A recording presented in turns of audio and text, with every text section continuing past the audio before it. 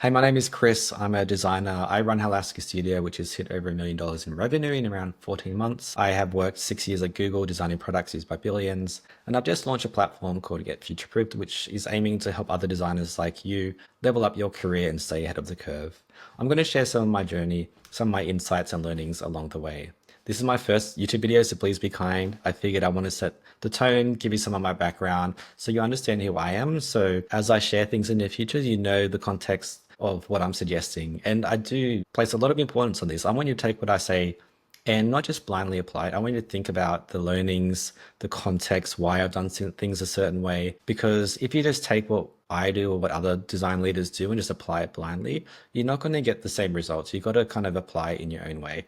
So try listen to what I say, listen or not, it's up to you, but try think deeply a little bit about why I've done certain things or why clients have responded in a different way or why clients are willing to pay this instead of that and use this studio instead of that studio. Because there's a lot of learnings that you can start to apply to your own context in your own career. So to start with, I kind of fell into design. I was always passionate about design. I actually thought that I was going to be a chef like my dad, and that's what I was studying to do. And then I kind of realized that I could get paid for this thing that I love to do. And then it kind of changed everything. Since then, I've been designing, always trying to stay hungry for growth. And I think that's why I've had so much success in my career.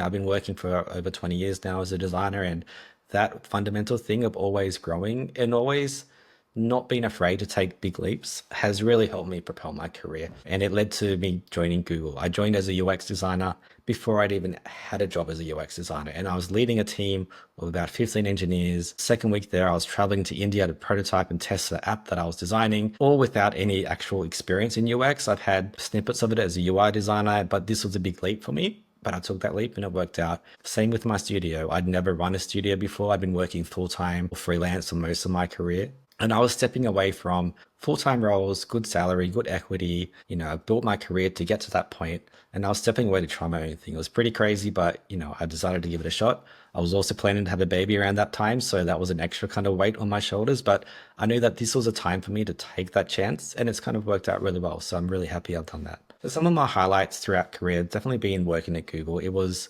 a place where I really enjoyed and learned a lot. It was full of learnings, full of really great people, full of experiences. I got to absorb from people around me who were way better than me at everything. So that was really helpful for me to build up my skill set. And I saw it as a way to grow my career, grow my life experience. And I've definitely changed in terms of how I live my life, in terms of being open to traveling and seeing more of the world and understanding different people's perspectives through that opportunity. But I got to a point there where my growth had slowed, and my manager at one point, we had a chat about this. And when you start at a new job or a career or project, your growth trajectory kind of goes up and up. And then at some point, it starts to like peter off a little bit. And that's where I start to get a bit, uneasy. I'm like, oh, something's got to change either internally or externally for me to kind of get that trajectory back up again. And so that's when I decided to leave. I knew that my growth was going to be slow at that point, so I needed to change something drastically. So that's when I decided to leave Google, try something completely new, which was to work in crypto. And yeah, and then it went from there. Taking the leap to do something crazy in other people's minds has always been something that's, scary as hell for me. Like I was terrified. Like I mentioned that, I was planning to have a baby. I was walking away from really good salary. I had mortgage to pay. I had bills, and I didn't know how this would work out. I've never done it before, but I knew that when I look back at my career, those scary leaps have always had the most impact and growth. I say this to a lot of people who ask about, should this design or that design or this career path. There is no right path for you. Every path is different, but every leap is going to teach you something. So I knew that even if I tried it and it failed, it's fine. Like I'll learn a lot from that experience. And, I'm privileged enough to know that I've got the experience to better find work if I need to. So that was a fallback for me. I knew that if it didn't work out, I had that fallback.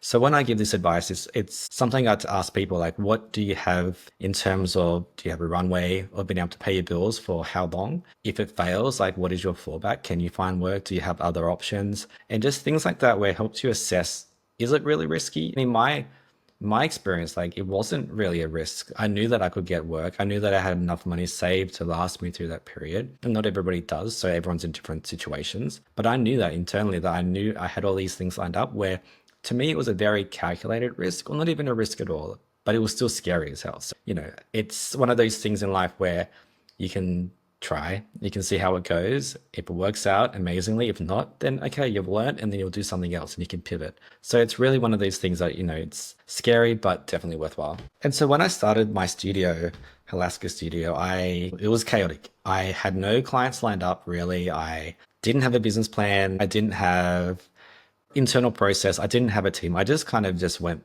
straight out there and figured it out. And it was crazy. In the first 2, 3 months, I think I had, 16 or 18 clients at one point in time, and I was hiring like crazy. And I learned a lot. I'd made some mistakes in my growth in terms of hiring, in process and communication, and I've learned and improved over time. But it was a crazy experience, and I'm still figuring it out. Like, I'm telling you my experience about how I started my studio, but keep in mind, I don't know what I'm doing. I've been figuring it out as I go in the past 14 months or so. And I've done some things which I've learned from, and I've made mistakes, and I've done some things which are good.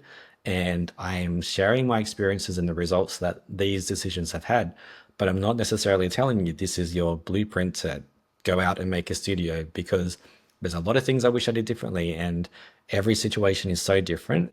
And so I'm going to share what I've done, but I'm not necessarily going to tell you this is the exact way to do it, because every situation is so different. And all this has kind of led to an opportunity for me to share back more about what I've learned. And so that's why I've started to get future proofs. A lot of people ask me about, how do I get started in crypto as a designer? How do I run an agency? How do I freelance? How do I use AI effectively? Is AI going to steal my job? And so I've started to get Future Proofed, which is a platform for designers to stay ahead of the curve. And so at the moment, it's a newsletter.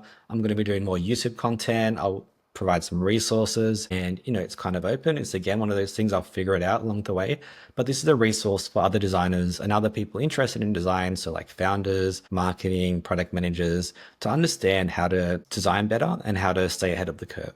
And so that's why I'm starting this video as like a baseline to tell you about myself, and then we're going to get into some really cool topics. So if you're a designer or a founder or anyone in the space who just wants to learn about design, learn about my journey, and learn about working at Google, some of the experiences, working in advertising, and just want to, hear from me, then please subscribe, follow along. I'm going to share my journey along with you.